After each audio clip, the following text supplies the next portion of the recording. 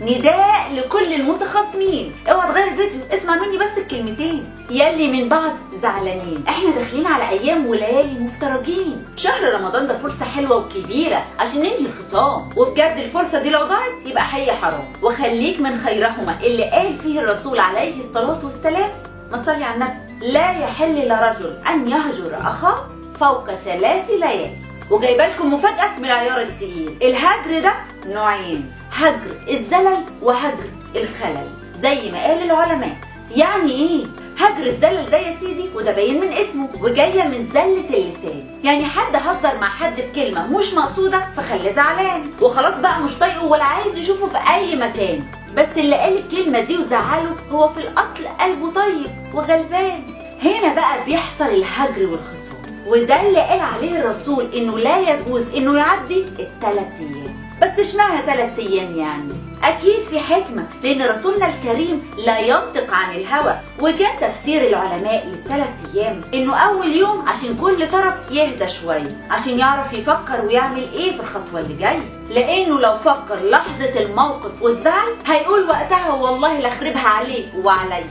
وتالت يوم ده بقى التنفيذ، سواء الاعتذار من الغلط او قبول الاعتذار من الطرف الزعلان عشان اللي قدامه كان برضو عليه عزيز.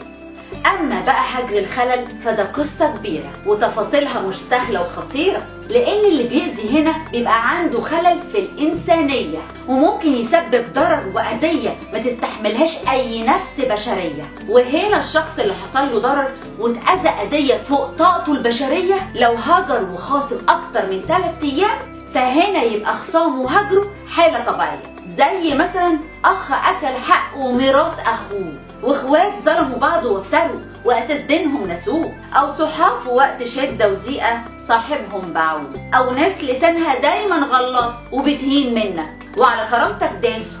وهنا بقى العلماء اوصوا بان يكون الهجر هجرا جميلا، يعني سيبه كده من سكات وامشي وقول له شكرا جزيلا، وبلاش تغتابه في كل قعده وتتكلم عليه، عشان انت كده يا مظلوم بتدي للظالم حسناتك وبتسلمها له في ايديه. فيا ايها المتخاصمين روقوا كده وكل عام وانتوا طيبين، ده احنا كلنا للدنيا دي سايبين، فبلاش نسيبها واحنا من بعض كده شايلين. مش مستاهله والله تشيل في قلبك وتكون من المتشاحنين. رمضان فرصه نرجع مع بعض كويسين ومع نفسنا وغيرنا متصالحين. اعملوها انتوا بس وخلي النيه لارضاء رب العالمين. سؤال الحلقه، قولوا لي انواع الهجر اللي اتكلمت عنه. كان معكم بسمة مجدي، اشوفكم على خير. رمضان